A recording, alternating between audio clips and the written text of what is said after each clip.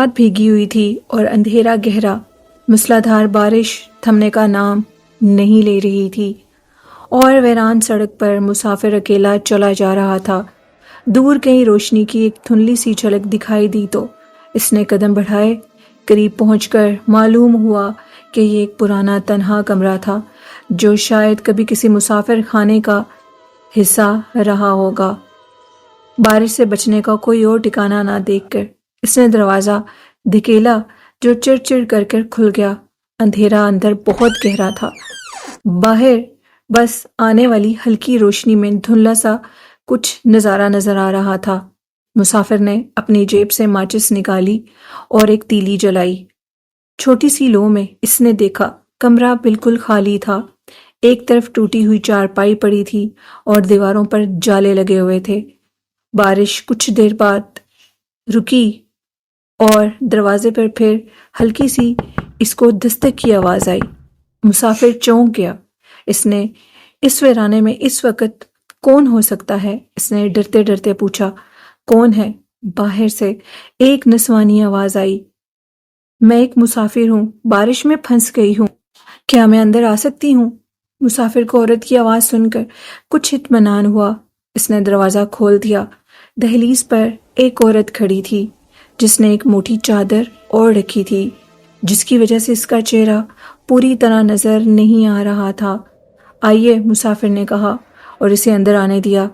عورت اندر آ کر دروازے کے پاس ہی کھڑی رہی۔ کمرے میں پھر خاموشی چھا گئی، بس باہر بارش کی زوردار آوازیں آ رہی تھیں۔ بارش دوبارہ شروع ہو چکی تھی، یوں مانو کہ بارش صرف اس عورت کے اندر آنے کا انتظار کر رہی تھی اور دوبارہ اپنے جوبن کو، اپنے عروج کو پہنچ گئی۔ مسافر نے دوبارہ ماچس کی تیلی جلائی۔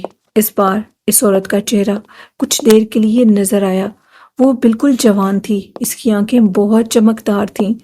مسافر نے سوچا، اتنی خوبصورت عورت اس ویرانے میں آخر کیا کر رہی ہے؟ رات گزرتی رہی، بارش کم ہو گئی تھی، مگر بوندیں اب بھی ٹپک رہی تھیں۔ مسافر کو نیند آنے لگی تھی۔ جب اس کی آنکھ کھلی تو کمرے میں چاندنی پھیلی ہوئی تھی۔ اس نے پاس بیٹھی عورت کی طرف دیکھا۔ چاند کی روشنی میں اس کا چہرہ اب واضح تھا۔ اس کی جلد برف کی طرح سفید تھی اور اس کی لمبی کالی زلفیں بکھری ہوئی تھیں، لیکن اس کی آنکھوں میں ایک ایسی سرد اور خوفناک چمک تھی کہ مسافر کے بدن میں سنسنی دوڑ گئی۔ اچانک عورت نے مسکرا کر اپنا ہاتھ مسافر کی طرف بڑھایا اور اس کے ناخن لمبے اور نوکیلے تھے، اور مسافر نے پیچھے ہٹنے کی کوشش کی، مگر اس کا جسم جیسے مفلوج ہو گیا تھا۔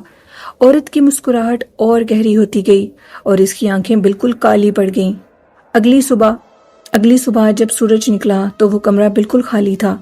چارپائی پر مسافر کا گریبان پھٹا ہوا پڑا تھا اور اس کے چہرے پر خوف کے آثار نمایاں تھے۔ دور دور تک اس عورت کا کوئی نام و نشان نہیں تھا، بس باہر کیچڑ میں کچھ عجیب و غریب پنجوں کے نشان تھے جو ہوا میں غائب ہو رہے تھے۔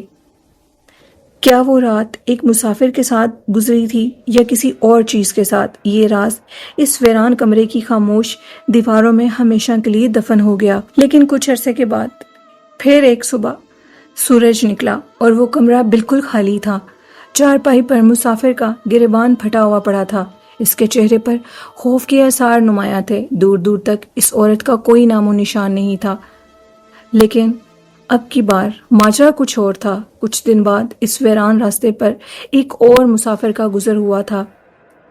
اسے بھی رات ہو گئی اور بارش شروع ہو گئی۔ اس نے بھی اسی تنہا کمرے میں پناہ لینے کا ارادہ کیا۔ رات خاموشی سے گزری۔ اگلی صبح جب وہ جانے لگا تو اس کی نظر چارپائی کے نیچے پڑی۔ ایک پرانی بوسیدہ لاش پر پڑی اور اس لاش کے پاس ایک ڈائری پڑی تھی۔ یہ اسی مسافر کی ڈائری اور لاش تھی جو پہلی دفعہ اس عورت کا نشانہ بنا۔ ڈائری کے بوسیدہ ورق پلٹنے پر اسے ایک نوجوان لڑکی کی تحریر ملی۔ لڑکی نے اپنی ڈائری میں اس کمرے اور اس کے قریب کے ایک گاؤں کا ذکر کیا تھا۔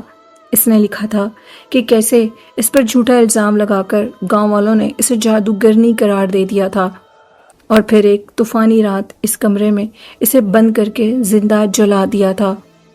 لڑکی کی روح اس ٹائم سے لے کر اب تک ادھر ہی بھٹک رہی ہے۔ اپنی آخری تحریروں میں انتقام کی قسم کھائی تھی اس لڑکی نے، اور لکھا تھا کہ جو بھی اس کمرے میں پناہ لے گا اس کی راتیں اسی طرح دورانی بنا دوں گی۔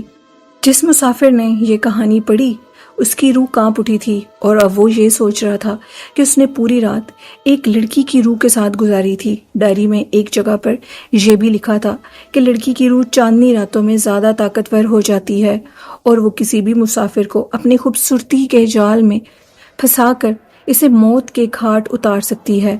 مسافر نے فوراً وہ کمرہ چھوڑ دیا۔ اس کا دل خوف سے دھڑک رہا تھا۔ اس نے پیچھے مڑ کر اس کمرے کو دیکھا جو اب دھوپ میں بھیانک لگ رہا تھا۔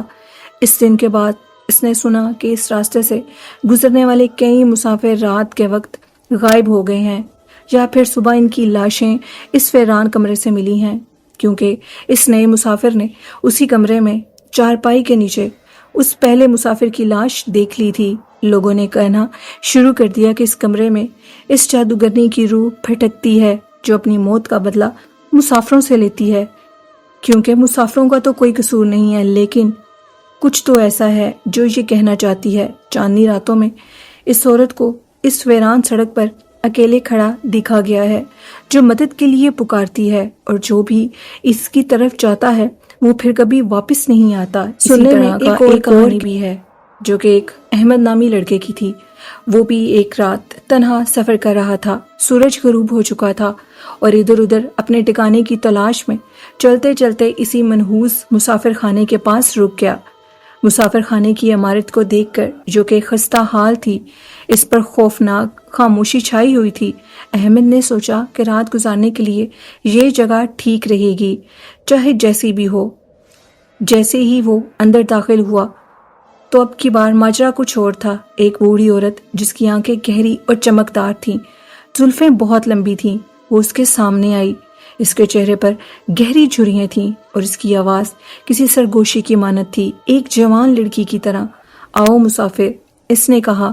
اس وقت تو یہ ایک جگہ کھڑی ہوئی تھی، لیکن احمد نے جیسے ہی کمرے میں داخل ہونے کی کوشش کی، جو بالکل اس بوڑھی عورت کے سامنے آ کر کھڑے ہونے کی کوشش کی، تو اچانک سے اب اس کو کچھ عجیب محسوس ہونے لگا۔ اس کو باہر سے عجیب و غریب آوازیں آنے لگیں، کبھی اس مسافر خانے کی چھت سے کوئی چیز گھسیٹنے کی آوازیں، تو کبھی پانی کے ٹپ ٹپانے کی آوازیں، کبھی ایسا لگتا جیسے کوئی عجیب و غریب ہنسی میں ہنس رہا ہو۔ یہ سب باتیں اس کے دل کو دہلا رہی تھیں۔ احمد اب اپنے دل کو تسلیاں دے رہا تھا، شاید یہ پرانی جگہ ہے اور ایسی پرانی جگہوں سے، ایسے پرانے کمروں سے ایسی آوازیں آتی ہوں گی۔ لیکن پھر اسے محسوس ہوا کہ جیسے اچانک سے وہ بوڑھی عورت جو کہ اس مسافر خانے میں تھی، وہ اب غائب ہو چکی ہے، اور اس مسافر خانے کی کھڑکیاں خود کھل اور بند ہو رہی ہیں۔ اچانک کمرے کے دروازے پر دستک ہوئی۔ احمد نے پوچھا، کون؟ کون؟ جواب دو۔ پھر دوبارہ دستک ہوئی۔ اس بات ذرا تیزی سے احمد نے پوچھا اور ہمت کر کے دروازہ کھول دیا تو سامنے کوئی نہیں تھا۔ وہ حیران ہوا اور مسافر خانے کے دروازے کو بند کر دیا۔ جیسے ہی وہ بستر کی طرف گیا تو اس نے دیکھا کہ وہی بوڑھی عورت اب کمرے کے عین درمیان میں کھڑی ہے۔ احمد کو اسے دیکھ کر احمد کا خون خشک ہو چکا تھا۔ اس کی آنکھیں اب مزید چمکدار تھیں، اس کے ہونٹوں پر ایک ڈرانی مسکراہٹ تھی۔ تمہیں کیا لگا مسافر؟ اس نے گہری خوفناک آواز میں کہا۔ میں تمہیں یہاں اکیلا چھوڑ دوں گی؟ یہ مسافر خانہ میرا ہے اور میری اسی جگہ موت ہوئی تھی۔ ہر رات یہاں ایک نیا مہمان، ایک نیا مسافر آتا ہے جو پھر کبھی واپس نہیں جاتا۔ احمد نے پیچھے ہٹنا چاہا مگر اس کے پاؤں وہیں جم چکے تھے۔ بوڑھی عورت اب ایک جوان لڑکی کی روپ میں بدلنے لگی اور اچانک سے اس جوان لڑکی کا چہرہ بگڑنے لگا۔ اس کی جلد سبز پڑنے لگی اور اس کے دانت لمبے اور ناخن نکیلے ہو گئے۔ اس کے بال بکھر گئے، آنکھیں انگاروں کی طرح دہکنے لگیں۔ اب وہ بوڑھی عورت سے جوان عورت سے ایک خوفناک چڑیل میں بدل چکی، اور اچانک سے اب وہ اپنی اصل حالت میں تھی، یعنی وہ ایک خوفناک چڑیل بن چکی تھی۔ چڑیل کی طرف دیکھ کر احمد کی حالت غیر ہو چکی تھی۔ احمد نے چیخنا چاہا مگر اس کی آواز گلے میں ہی پھنس گئی۔ چڑیل نے اپنے ہاتھ بڑھائے، اس کی لمبی اور نکیلی آنکھیں انگلیاں احمد کی طرف بڑھ رہی تھیں۔ احمد کو لگا کہ اس کا آخری وقت آ گیا ہے۔ نہ جانے کہاں سے اس میں ہمت آئی۔ اس نے کمرے کی کھڑکی کا شیشہ توڑا اور پوری طاقت سے باہر چھلانگ لگا دی۔ وہ زخمی ہوا۔ اس نے پیچھے مڑ کر نہیں دیکھا اور لگاتار بھاگتا رہا جب تک صبح کی پہلی کرن اسے نظر نہ آئی۔ جب سورج کی روشنی پھیلی، احمد نے پیچھے مڑ کر دیکھا۔ وہ مسافر خانہ اب وہاں نہیں تھا، صرف ایک ویران میدان تھا جہاں جھاڑیاں اگی ہوئی تھیں۔ احمد سمجھ گیا کہ وہ ساری رات ایک ایسی جگہ پر تھا جو حقیقت میں وجود تو رکھتی تھی، لیکن وہاں پر ایک چڑیل کا راج ہے۔ احمد نے کبھی بھی رات میں اس کے بعد تنہا سفر نہیں کیا، کیونکہ احمد شاید بہت زیادہ مضبوط اعصاب کا مالک تھا اور کبھی ویران جگہوں پر رکنے کی ہمت کرنے کی غلطی بھی نہ کرنا۔ احمد نے یہ آواز اپنے کانوں میں سنی۔ اس رات وہ ایک چڑیل نما مخلوق کے ساتھ تھا۔ اب اس کو عجیب محسوس ہونے لگا اور اس کو یہ لگا کہ جیسے کوئی عورت اس کے ساتھ ہو، اور وہ عورت کا کالا سایہ ہمیشہ احمد کے ساتھ رہنے لگا۔ اور احمد نے اب یہ اقرار کیا کہ کبھی بھی کسی مسافر خانے میں رکنے کی غلطی مت کریں۔ اگر آپ رکیں گے تو اپنی تباہی اور بربادی کے ذمہ دار خود ہوں گے۔ اسی طرح ایک اور لڑکا اس مسافر خانے کا شکار ہوا۔ بتانے والے یہ بتاتے ہیں کہ اس لڑکے کا نام عدنان تھا۔ وہ اپنی نئی موٹر سائیکل پر اپنی سفر کی طرف رواں دواں تھا۔ وہ سیر کرنے کو نکلا تھا، لیکن شام ڈھل گئی اور وہ اپنے گھر کا راستہ ڈھونڈ نہیں پا رہا تھا۔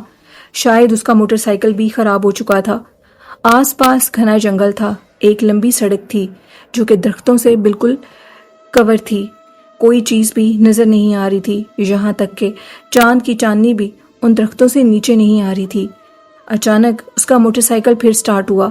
اس نے اللہ کا شکر ادا کیا اور اب وہ دوبارہ اپنے راستے کی طرف جب آگے بڑھنے لگا تو ایک سنسان ویران اسی منحوس مسافر خانے کے پاس جا کر اس کا موٹر سائیکل پھر رک گیا۔ اس نے دیکھا کہ مسافر خانے کا دروازہ عجیب زنگ آلود تھا۔ چڑچڑاہٹ کے ساتھ اس نے اس دروازے کو کھول کر جیسے ہی اندر قدم رکھا تو اب کی بار اس نے سوچا کہ مجھے اپنا موٹر سائیکل بھی اندر لے جانا ہوگا۔ اس ویرانے میں کوئی بھی موٹر سائیکل کو اٹھا کر لے کر جا سکتا ہے۔ اس نے اپنے موٹر سائیکل کو اندر کھڑا کیا اور جیسے ہی اس مسافر خانے کے اندر گیا تو ایک عجیب سی اداسی اور سردی محسوس ہوئی۔ مسافر خانے کے دروازے پر بہت زیادہ دھول جمی ہوئی تھی، موٹی تہ جمی ہوئی تھی اور ہر طرف مکڑی کے جالے لٹک رہے تھے۔ عدنان نے اس مسافر خانے کو اپنا انتخاب کیا ایک رات رکنے کے لیے اور سوچا کہ صبح جلدی جاگ کر آگے کی طرف بڑھ جاؤں گا اور انشاءاللہ میں اپنی منزل کو پہنچ جاؤں گا۔ ابھی اس نے مسافر خانے میں اپنا موٹر سائیکل کھڑا ہی کیا تو اچانک سے کسی عورت کی رونے کی دھیمی دھیمی آواز سنائی دینے لگی۔ پہلے تو اسے لگا کہ یہ اس کا وہم ہے، لیکن آواز گہری ہوتی چلی جا رہی تھی۔ اتنے بڑے جنگل میں ایک پرانی سڑک کے اوپر ایک پرانا دھول سے اٹا ہوا ایک مسافر خانہ، جس میں رات رہنے کی غلطی تو وہ اب کر چکا تھا۔ اب اس کو محسوس ہو رہا تھا کہ جیسے کوئی بہت تکلیف میں رو رہا ہو۔ وہ اٹھا اور مسافر خانے کے دروازے کو کھول کر اس آواز کی سمت بڑھنے لگا۔ آواز مسافر خانے کے پچھلے حصے سے آ رہی تھی، جہاں ایک عجیب و غریب درخت لگا ہوا تھا جس کی آدھی لکڑیاں کاٹ کر سائڈ پر رکھی ہوئی تھیں اور اس پر عجیب و غریب سے کچھ تحریر لکھی تھی آدھے درخت پر۔ عدنان نے ہمت کر کے اس درخت کے پاس آگے بڑھنے کی کوشش کی تو ایک تنگ اور تریخ راستہ اس پرانے درخت کے پیچھے سے جا رہا تھا۔ وہ بہت گھبرا گیا کیونکہ آواز رونے کی بہت تیز ہو چکی تھی اور وہ دوبارہ کمرے میں داخل ہوا۔ اسے ٹھنڈی ہوا کے جھونکے محسوس ہو رہے تھے، اس کے رونگٹے کھڑے ہونے لگے تھے۔ کمرے کے درمیان میں ایک پرانی چارپائی پڑی تھی، شاید جس پر اس کو سونا تھا، اور اب کی بار وہ اکیلا نہیں تھا کمرے میں۔ واپس آنے پر کمرے میں ایک عورت دھندلے سے سائے کے ساتھ اس چارپائی کے پاس کھڑی رو رہی تھی۔ اس کے بال بھی بکھرے ہوئے تھے، اس کا لباس پھٹا ہوا تھا۔ یہ کوئی عام عورت نہیں تھی بلکہ ایک بھٹکی ہوئی روح تھی۔ عدنان خوف کے مارے پیچھے ہٹا اور اپنی موٹر سائیکل کو سٹارٹ کرنے کی کوشش کر رہا تھا۔ عدنان کی موٹر سائیکل سٹارٹ نہیں ہو رہی تھی اور اب اس نے دیکھا کہ اس کی آنکھوں کے سامنے گہرے کالے اندھیرے چھا چکے ہیں۔ اس کے چہرے پر خوفناک مایوسی چھائی ہوئی تھی، اور اب وہ عورت ایک ہی بات کہہ رہی تھی، مجھے انصاف چاہیے، مجھے اسی کمرے میں جلا دیا گیا تھا، میں اسی کمرے میں قید ہوں اور اسی مسافر خانے کے اندر رہتی ہوں، مجھے میرے ہی اپنوں نے دھوکہ دیا اور غیروں کے ساتھ مل کر مجھے اس مسافر خانے کے اندر جلا دیا، اور میں اب ہمیشہ اسی مسافر خانے کے اندر رہتی ہوں، اور جو بھی اس مسافر خانے کے اندر رہنے کی کوشش کرتا ہے میں اسے قتل کر دیتی ہوں، کیونکہ میں چاہتی ہوں کہ جو بھی ادھر آئے میں اسے سزا دوں، اور یہی میرا انتقام ہے، اور یہی میری روح کو سکون دیتا ہے۔